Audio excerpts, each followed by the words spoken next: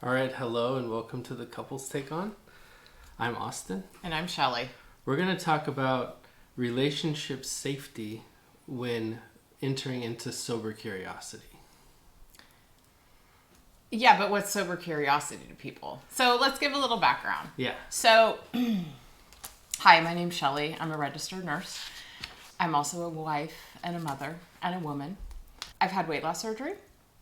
Never really touched alcohol at all. Here and there in college, not much. And then once I had weight loss surgery, I found I could get really wasted really quick with the small stomach. And it became a game. It was like this kink where I would chase it because I could get like really intoxicated and then I could get sober just by eating. So it became this like cycle and this loop until I could no longer keep up with it. And I was with Austin the entire time that this cycle was going on. I finally was able to get sober. I did rehab a few times, but I actually was able to get sober using plant medicine, specifically with cannabis. Because it turned out I was drinking to really quell some anxiety that was in my body that nothing else could take care of. I had done pills for a while, but then those also became a problem. And so then once I started exploring plant medicine, it was like a new world opened up. I started to understand my body more. I started to understand like where the anxiety is coming from, diving really deep into that. But with that being said, the reason I talk about sober curiosity is in the modern 3D matrix world, any kind of substances, you're not sober. So I still currently microdose with cannabis. It helps out significantly with my anxiety and whatnot, but some would claim I'm not sober. I consider myself sober because I can function and get through a day-to-day versus before when I was using alcohol and other substances that were prescribed by my doctors. I was not functioning. I was just faking it to make it, so to speak. So I just wanted to give a little background so the audience is aware. So with that being said, sober curiosity, what is it? So sober curiosity is when you start to reevaluate and rethink your relationship with whatever substance. It could even be with caffeine.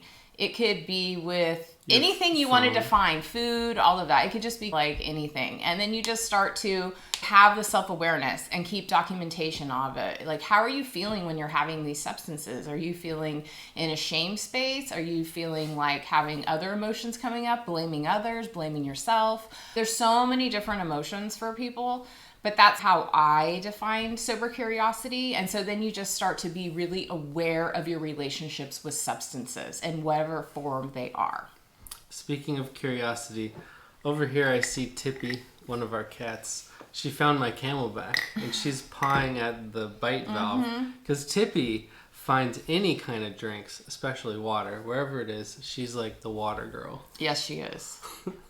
So we have like water filter and Tippy likes to go try to make that her own personal drinking fountain, which is so interesting. You're talking about sober curious and you have a cat over there. Like wanting being to drink all water. Curious of like pawing at the thing. Right. So it's like with sober curious, it's like it's checking out what your life might look like in a non-shame space. So it's like you're being curious, but you're not shaming yourself because shame is one of the lowest vibrational dynamics and it just will keep you there. But if you're like sober curious, you're starting to look up out of the shame space.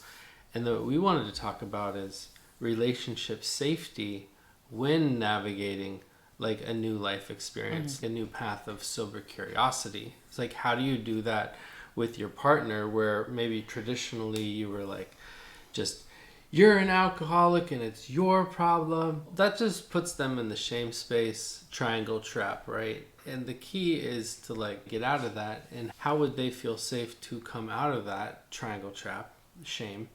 And how, as a partner, can you be supportive of them being curious? So, what do you think? Well, no, so basically, I think the entire time that I was like actively using or using it in a way that I started knowing like I have a problem but didn't want anybody to know, but the reality is everybody knew, is I just lost my train of thought. It's okay. I'll jump in. So you could be sober curious about anything like food, water, sex, alcohol, prescription drugs, plant medicine, fungi medicine, whatever. But like Shelly and I had used food for years to cope with things. And people would say, oh, you're emotionally eating. And I was like, no, I'm not. But then I also started taking a deeper dive and I realized I was chronically dehydrated. Even though I drank like a gallon a day, it was just going right through me. I needed to hydrate my cells. And then I was also overeating because I wasn't getting enough nutrients into my cells. And then on top of that is the emotional eating component. Mm-hmm. So when I got a little bit curious about like my food and my intake and what does that look like and am I emotionally eating or what, like you have to take a look at that with yourself in a non-judgmental way, because a lot of people will like, fat shame you or shame. But even in Sober Curious, I'll be straight up. Family members shamed me about like, why would you want to be sober? That's no fun. Like, how do you cope with that and also be around people that don't share your same view? They don't realize, like, how much of a hold that these substances have over your life. And that includes food. Yeah. Like, legit. Because you've been shamed quite a bit for gluten-free. Yeah. Like, when you first realized you were truly allergic, would wind up in an ER or something like that with the severe pain from eating gluten, it didn't matter. Like people did not, like, because I saw it firsthand. I saw you and I also saw others that came in. And people just didn't want to believe it. I used to snowboard with this surgeon, and she was like, I didn't realize how serious some of these like gluten allergies are for some people until I had a patient that was just like curled up in a ball in fetal position that they wouldn't ask for pain meds because they couldn't see, there wasn't a broken arm. Like people couldn't see it. But then she's like, well, what's going on? Are you in pain? Yeah, I'm in pain. How much? Oh, I don't know. Like, it's like people will shame you because it's outside of the norm. But it's also their construct and their logic ceiling, and they don't know anything other, and they don't want to, like, even entertain the idea that you can have gluten allergies, that you can have issues with substances, including food, including alcohol, that you can have things going on with you that nobody knows about, meaning that it's internal. Nobody sees it. It's a disability in some ways. Well, that's or like, ability. That's the hard part with working through like mental issues or mental constructs or sobriety or whatever. It's like, it's not like, sometimes it's not like physical. It's like something else going on that might manifest as a physical issue. But then how could I create the safety when I started to say, hey, so a couple of the things, like when I pivoted to using marijuana, I was in such a shame space, but I couldn't see, I pivoted to marijuana or cannabis, and all of a sudden these thoughts that have cycled in my head for years and years, like anxiety that I can never explain to anyone, is gone. But I was still in that shame space because of everything others told me. So other people's stories of you cannot pivot to other substances. I understand that, groovy. But there's also ways in which you can go about consciously using plant medicines and other things. Well, like, I'll bring up an example. So the reason I'm saying this is because I did not feel safe. I did not feel safe the entire time in our relationship while I was actively using any kind of substance. And that could be food. That could be me needing or wanting, I don't even know anymore, McDonald's or something like that, and eating, like getting huge amounts of food and bringing it home and binging on it, but not offering or giving you anything. Because like literally for me, it was a shame space. So I did not feel safe, like letting you in on some of the things that I did to regulate my nervous system. Because at the time, that was all I knew to regulate my nervous system because I had such crazy anxiety. Like overeat and then your body has nothing else but to deal with what you just did, which is binge all this food. Mm-hmm. The same, it could be with binging drinking. Like if you avoid something, you drink enough where you pass out, then your body has to deal with the physiology of getting rid of the alcohol. And then you can't think because your body is busy. Mm-hmm. But there's other tools now that we're working on it. You can go to yoga, hot yoga. Like for me, it's so hot that like I only can focus on doing my best. I can't be up in my head thinking about other crap, or a cold bath. Mm-hmm. And that's like the sober curious part is with what curiosity can you approach other healing modalities instead of just drinking or pills or food or sex or whatever. And I was thinking of a personal story of me. back in about, let's see, Shelly and I met in 2010. So she had weight loss surgery 1 year prior. I've had my own weight loss and gain journeys of 100 pounds. We've both gone through that a couple times. And I wanted to finish my thesis for my master's, but I had injured my hand a couple times and it was hard to type and click and stuff. And so I was like, I wanted to try cannabis. And this was 2010. There was a lot of stigma around medicinal marijuana at the time. And I was like, hey, Shelly, we had just gotten married like recently. And I was like, hey, Shelly, like, I think I want to use cannabis to help me with the pain so that I can get this master's done, you know? And Shelly grew up in the Gen X Just Say No to Drugs Nancy Reagan campaign time. And I was like, no, look, I got a notebook. I'm going to write down how much I take, when I take it, what's going to be my snack. It didn't matter. When you told me that still stays with me, that feeling, because my stomach dropped and I felt just, oh my God, he has to use marijuana. Like it was just. But what's interesting, I was a different version of myself. I had tried so many other pharmaceuticals through my doctor and chronic pain department, and none of them really worked. Like, it would make it so my hand didn't have pain, but I couldn't think, or I was just dulled out, and then I couldn't get my work done. So it was like I was trying to find something that would work. And so some of my friends and family had suggested, hey, why don't you try cannabis? And I was like, okay. And I'm like, I wanted to be honest and upfront with my partner, but I could see there were a lot of icks there. And I had a feeling about that. She was working in nursing. There's some constructs there. And I was like, hey, check out my notebook. But what's interesting is now we're in 2024, 14 years later. And her and I wrote like a cannabis guide for conscious cannabis usage for Burning Flowers 420 Festival. And what's really interesting is Shelly recently, having wrote that, started looking at her cannabis usage and asking, wait, okay, if I'm sober curious and I'm using cannabis, am I using it to run away from things, or am I using it to stack the deck so I can get something accomplished? I found myself really stuck. And I wasn't like progressing forward, and it was because I was still ruminating and being held down by the cannabis. And so I gradually moved to a different strain, adding CBD, and that's helped tremendously. So I'm not as like foggy or trapped in anxiety in a victim mode, because what I really started to realize is the cannabis was keeping me held in the triangle trap as a victim. And so now that I've really identified that and then just changed some things up, I feel so much better. Here's this saying that we talked about. Are you utilizing cannabis, or is cannabis using you?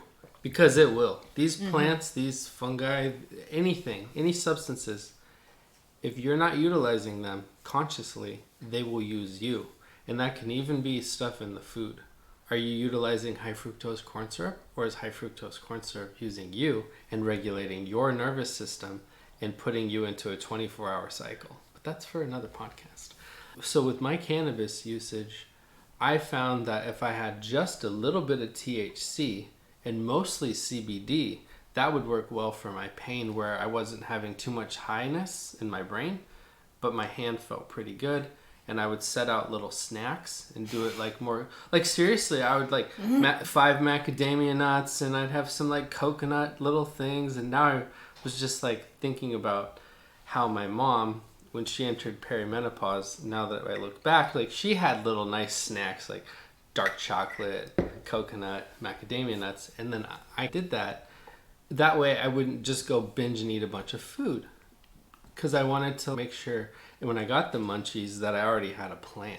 And see, I was treating this like therapeutically, you know, taking into account to the pharmacokinetics, because I figured if I did it scientifically, it might be easier for my partner to be supportive of that. It didn't matter. I was too caught in some real constructs around it. And now I look back and I'm like, wow. But actually, maybe I was very like duped and just stuck in a safety zone is what it was. Well, I didn't want to break out and feel unsafe. And so when you said you were going to use that, I felt unsafe because of all the propaganda that I had been taught for all of these years. But like, let me ask you this. Because more or less I did it for, a year maybe? And then I just stopped. And then full circle, 10 years later, this one is like taking a CBD bath bomb. She's like, I feel pretty good and my muscles feel pretty good. And I'm like, great. She's like, do you want to jump in the bath water? And I was like, yeah, sure. I jump in and I'm like, this has a little bit of THC in it. And what's really interesting is this nurse Shelley used to work with, he would look up all kinds of articles about cannabis. And all of them had a theme. For the CBD to help with pain and aches and whatever, you needed just a little bit of THC. So that's what Shelley has found with her own sober curiosity, like, of, let's be real for a second. Shelley would drink a fifth of vodka when she got home from the ER, especially during the pandemic, and then eat food and then drink more, and it just back and forth. And she could barely talk. She'd be like, yeah, I think I'm like hungry and work was tough today. And like, I seriously was going to take her to a brain specialist. But like, now you see her, she gets excited and talks and like clarity in the mind and everything. But that takes time. That's that sober curious thing where it's like, I think I want to make a change. Oh, okay. What does that look like? And that's the relationship safety in your partner. I think I want to change something. And I never heard of sober curious before, but then she told me, and it was like, what does that look like?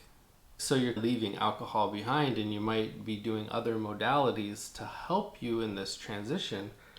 So one of my friends was in the military and he was saying like, oh, there's drinks flying around everywhere. But the moment you fall off the tracks, you get like shit all over, abandoned, shamed, guilt. And you guys are like fucking giving it away like candy. And then you suddenly expect people to like, where's the support in that? I don't get it.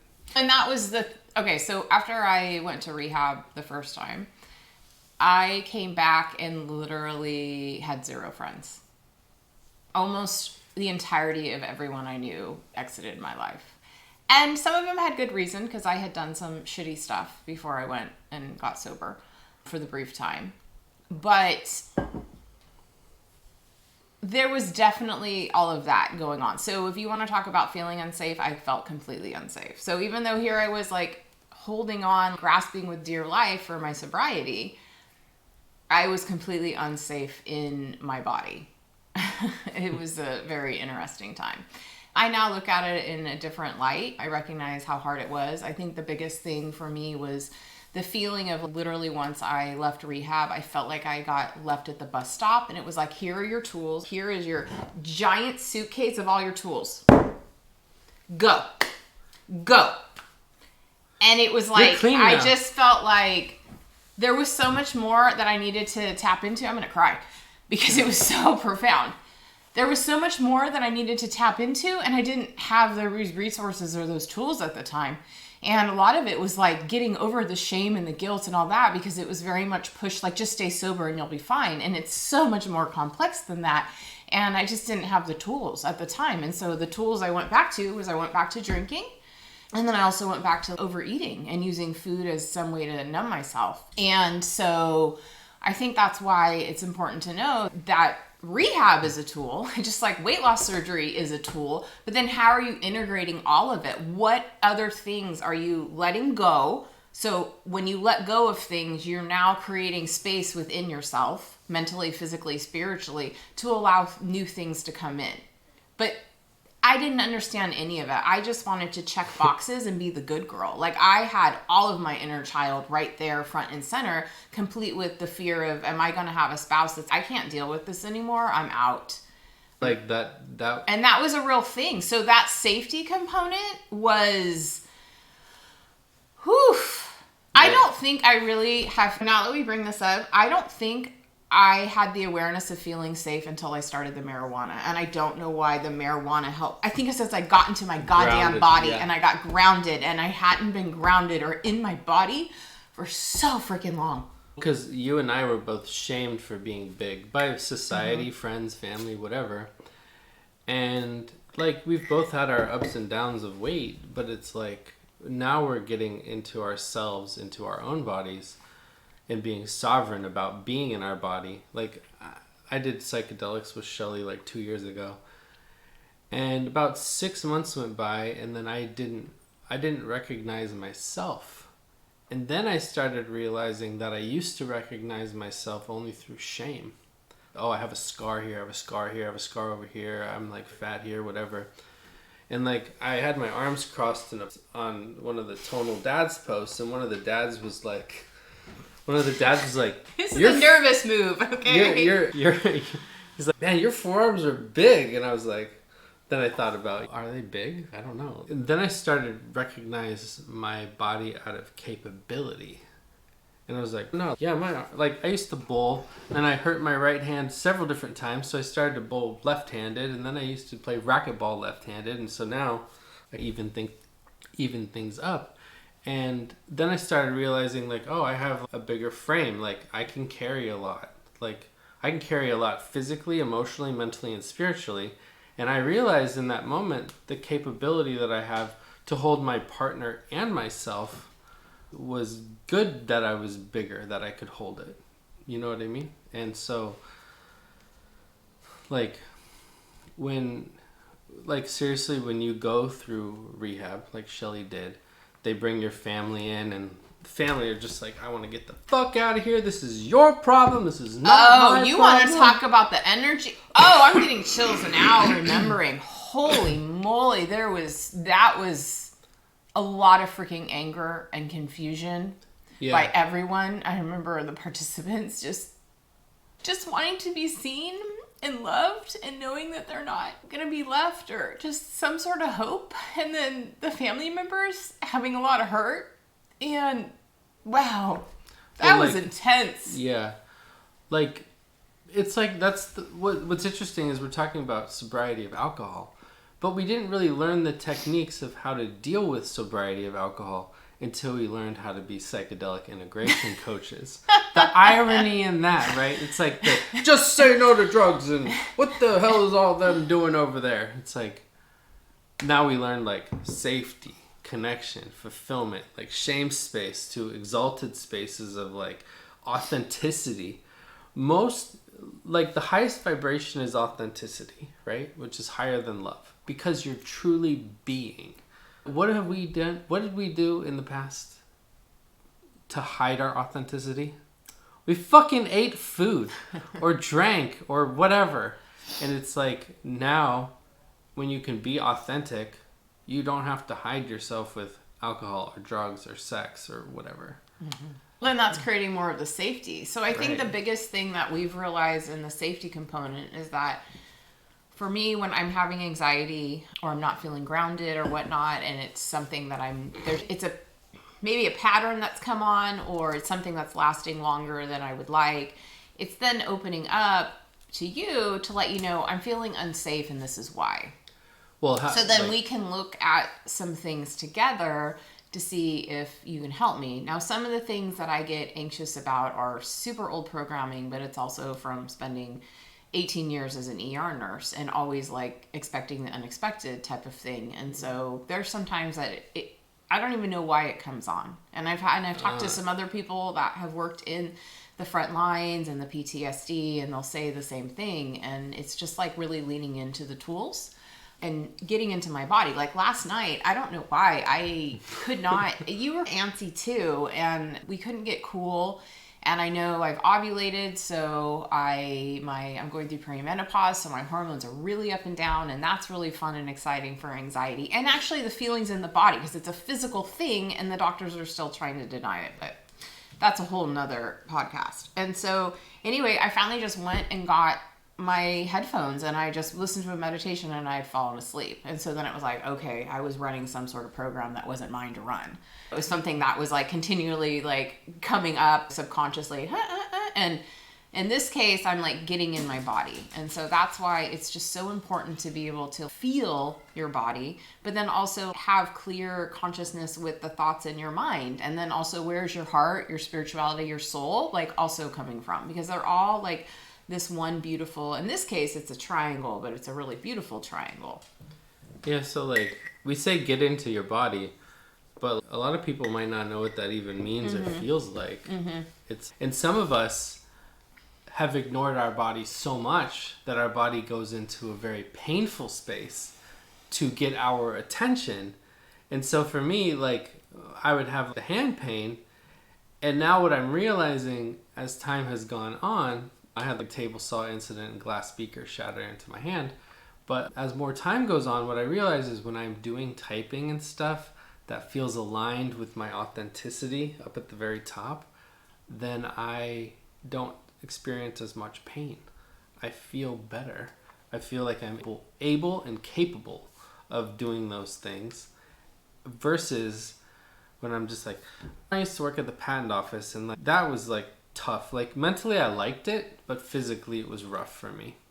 And then I went into teaching so that I could like not be on the computer, and what ended up happening, we were all on the computer all the time. And I'm like, okay. And when we finally left our essential jobs to do existential jobs in this healing space, now there's ebb and flow of like content creation, computer work, working out, going for a walk.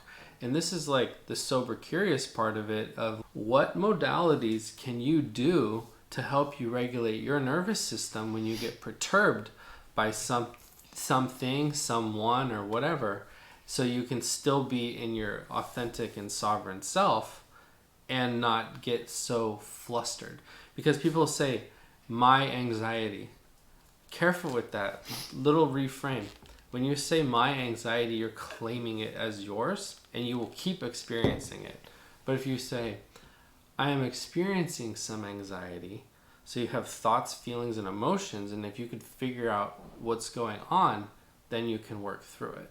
The other thing I was going to say is I forgot to mention with the rehab and like the suitcase full of stuff and like dropping you off, it was never taken into account anything with my past. It was never taken into account even anything dealing with emotions. Anything dealing with emotions. It was very much bypassing emotions, in my opinion. It was checking boxes. And that was actually how I had grown up. That was a very baby boomer, Gen X type of thing. Get over it, brush it off, that kind of thing.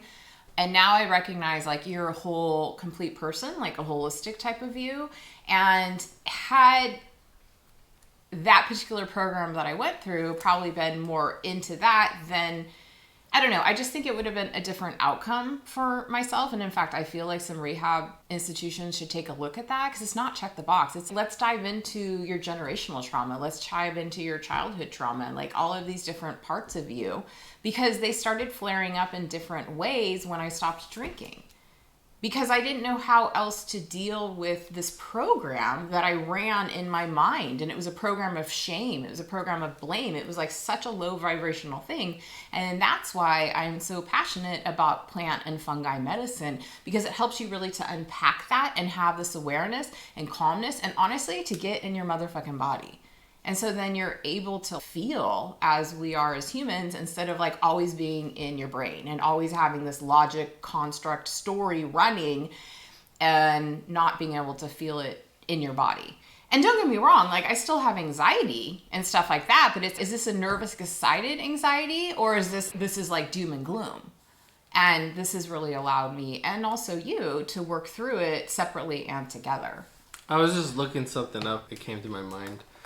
In Joe Dispenza's books, You Are the Placebo, he talks about how thoughts are the language of the brain, feelings are the language of the body, and then when you're experiencing the emotions, it's like you put all those together, and if you put all those together, you manifest what you want in your life. So you have thoughts that you're an addict, right? And you're feeling in your body the feelings of when you're addicted to substances, and then you have the emotions surrounding it. It's just attracting more of that. So then it's with sober curious, it's coming out of that space being like, oh, could I have other thoughts? Could I have other feelings? Is it possible? Could I have these things? I also realized I was addicted to the hormones by doing all of these different like actions. Right. That then my body got used to only feeling that and then not feeling like in a natural grounded state. Right. So if you create biochemically in your body, you have these thoughts, feelings, and emotions, you're creating a biochemistry storm or cascade in your body. And that can be a default trap, a default mode network of a program. And so it's like Shelley was saying, like how once you see it, like in the book How to Change Your Mind by Michael Pollan, he talks about it's like a rut, and if you like have fresh snow on top, you can see it, but then you have to be aware of how to avoid that. And so if you're creating like a chemistry shit show in your body and have a physiological response, like how do you be aware of that? And when you're aware of it, how do you change it? So like for Shelley, we've been talking about this a lot recently with perimenopause and approaching it instead of, oh, you're done. Perimenopause, oh, you can't have sex, you're done. But it's not just that. I come from a generation, and the subconscious programming, what I saw mirrored in media and then just in interactions and relationships, was like, that's the woman's problem. It's just a part of life. Suck it up and get over it. I saw a whole bunch of stuff, and it was like mostly based in anxiety and fear, and I realized like that's all not true. Like actually coming together in community with other women going through the similar experiences is where like the healing and the like getting in touch with yourself comes from. And that's the whole point of But this. Also including you. I think the key is that including your spouse or your partner or whomever, close friends, because you're not fucking going crazy during this time. You're not. And there's been just erroneous thinking that you are and you're not. And it's so talking to him or others, because I can't always be like I can, but I want to have a bigger network. Yeah. It's just made me like really realize, okay, others are feeling this. Like, what are you doing to help yourself? Okay, I'm going to try those things. And then what is it that you're needing help with? It's like that. Because like I said, when I woke up at 11 last night, it was like, woo! Like I was just starting to go to bed. I'm like, oh, hey, are you okay? Yeah, I just got hot. I'm like, okay, I'm going to go to bed now. And I was hot too. And I just started thinking about like cooling down my mind and like putting my intentions for my dreams. Because lately I've had some dreams where I'm like doing some spiritual realm work or something. So that's been interesting. And I really appreciate that with you and then a few other people that I've been actively talking with, because I will still run a program in my head and not get myself calm enough or permission, because that's the other thing I'm working on, permission to do something different. So meaning instead of spinning in my head, that's what my body likes to do. That's where like those hormones I'm talking about, that subconscious programming comes in, but that's not what I want to do. Because then when I talk to you and we talk in a calm way and I'm willing to receive the information from you or others, I've put those things into place and I'm like, wow, this isn't so bad. That's the other thing too that comes up is like, careful not to cross into codependent space or attachment styles with your partner or partners. Be sovereign in yourself, which means like just be you, take care of you so you can help them. And then also promote healing in community. Now, like a lot of people talk about, from what I've seen, for those talking about perimenopause, which is small, and those talking about how to change it is small, but it's like this is a movement that's starting of like women aren't broken when suddenly they start perimenopause. And then now I've seen Shelley navigating some of that. Now I think back to my mom when my mom was in her late 40s and early 50s, and I was like, oh, that makes so much sense. Like honestly, my mom was a scientist. I'm a scientist. I would have loved my mom to actually talk about this stuff. But like my mom was from the generation of, no, nothing's wrong with us and whatever. You know what I mean? I remember in 94. I worked in a photography studio because they had the contract that did all the like senior portraits down where I lived in San Diego. And I remember we had a little bin. It was like a plastic bin. You slide out and you slide it. That's where you put your stuff. I put my tampons in there and they about all had a fucking fit. What? You cannot have those in there. You need to go put that in the bathroom. And I'm like, okay, this was like 1994. Oh, for real? Yeah. And I wouldn't be surprised if other people still feel like that stuff is a female thing and it stays hidden and you don't talk about it with anyone. And then you end up not talking about it with your partner. And I really think it's important to discuss this with your partner because it affects both of you. It affects both of us. You just told me this story and I thought of a post that Bradley Goldman had about a year ago. He specifically made a post about a restaurant that had tampons and other things in the bathroom so that he felt, I will come back here because I know that they have things set up for my daughter. And I was like, okay. So other guys are starting to talk about, we're all human beings, like how can we be supportive of each other and not just, oh, well, that's a her problem and that's a me problem and that's a you problem. But it's like a lot of the things that we've been led to hear is, oh, you're in perimenopause, you're broken. No, like you're stepping into your power, your femininity, everything like that. And like your body gets the egg out with enough estrogen, has to keep bumping up the estrogen, and then all of a sudden, boom, crash. And then so Shelly's like trying to integrate the hormonal crash.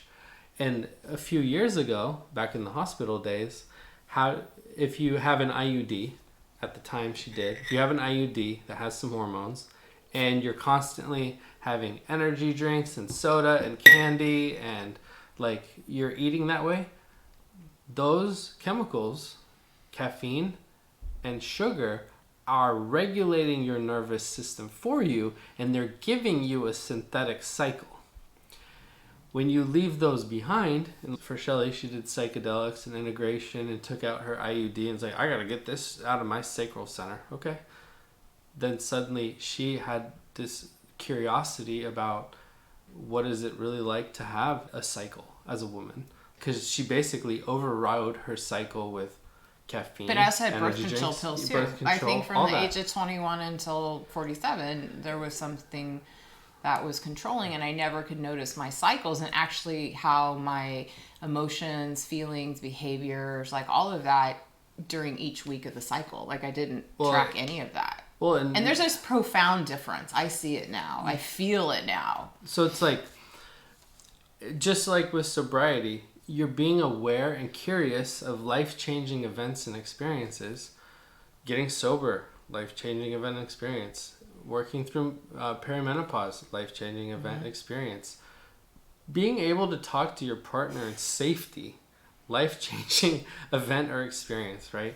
Like, before, like, I didn't know what to do. And, like, I had grown up where, oh, don't talk to a therapist, blah, blah, whatever. I talked to them, and they were just mirroring back some of my bullshit, and I was like, wait. I just trauma dumped. I just came in and backed the truck up, and then anything they said, it was in one ear and out the other. I didn't want to hear it. Like, oh, hey, kitty. Okay. You distracted me. Okay, so with Sober Curious and finding safety in your partner and in yourself, it's how do you open up communication with them from like a blame and shame to like, hey, I see you are working on Sober Curious. Are you welcoming any support?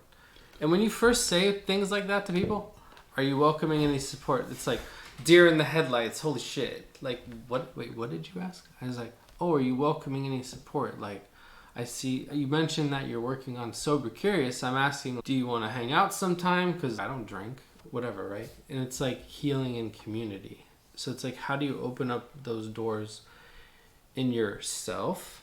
How can you be safe to hold yourself and include others? But it's also creating whatever you need to create within yourself to feel safe, to be around, like if you're networking and stuff or around people that are drinking, that you feel safe and you don't feel threatened, and you don't feel if they keep pushing alcohol on you or anything like that, you surrender and submit to it. Instead, it's like you have a nervous system that's like you've really worked on, and you're very confident in all your decisions. Like you're very sovereign in your sobriety. So we've recently been to a bunch of graduation parties, a bunch of networking events, and we noticed at several of the parties that many of the adults were drinking, and they had kids in water and kids near water, and we were just like, I was just looking to Shelly and I'm like, we need to be the eagle eyes here.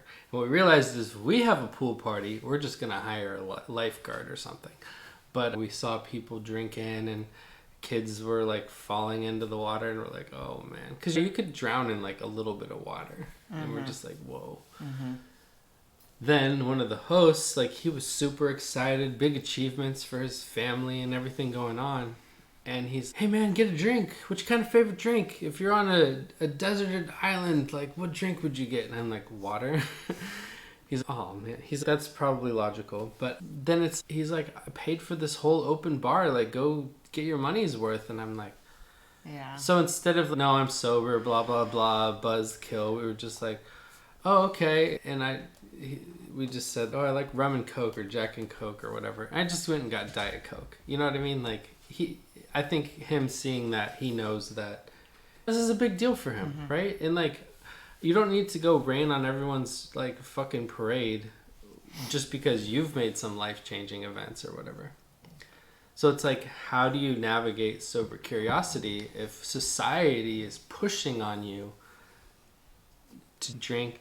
Or the illusion outside of yourself that you drink and that's how you have fun. That's why I was saying, when you get your nervous system in order and you get like what brings you joy, pleasure, passion, etc., you really can start to cultivate and realize you don't need the alcohol to have fun. And you can still be around people that are drinking, but you have to figure out what those boundaries are. You have to figure out a whole bunch of things that will make you feel safe and comfortable. I think that's the whole thing. Like, I went to some of your, rehab events, and they're like, here's the toolbox.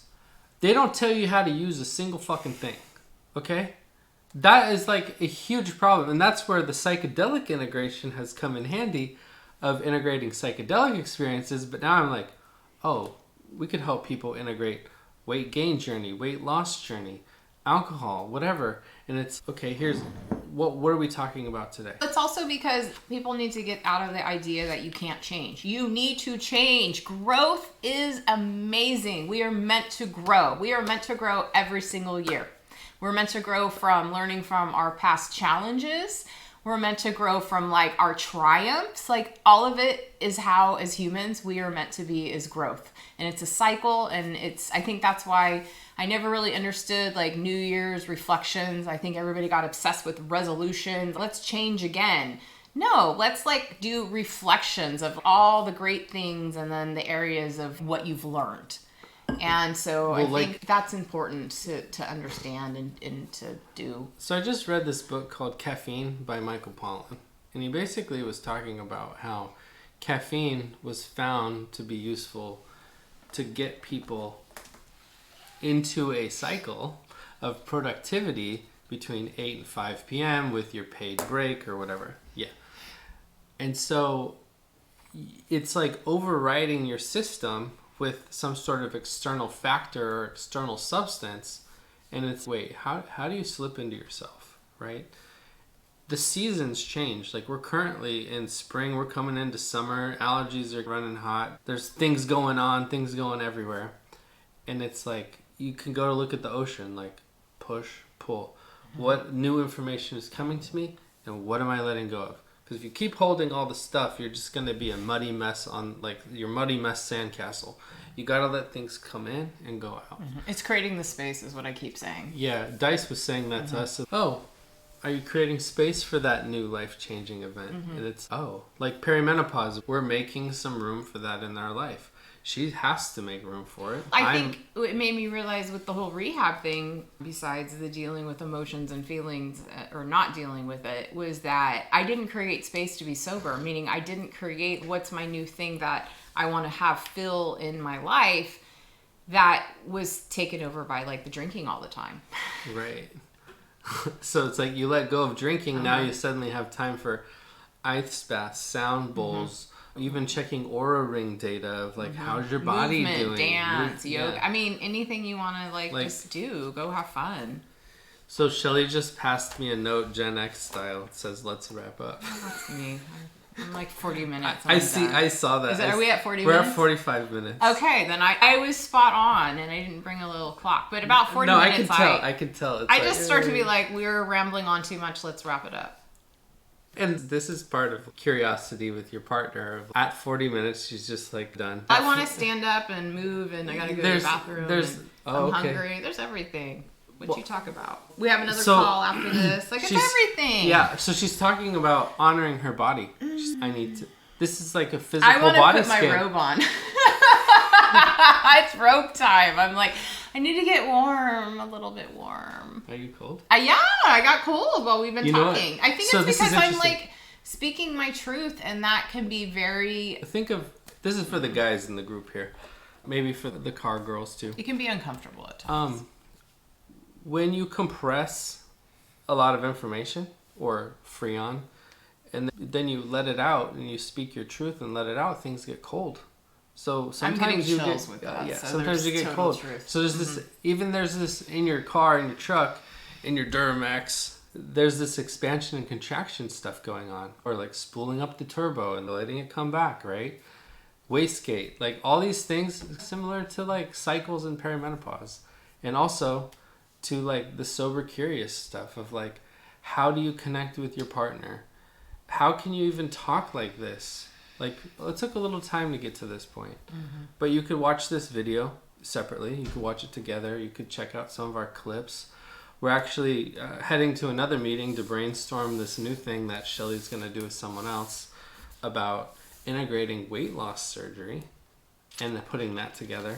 And then I've been working on, my word of the year has been implementation.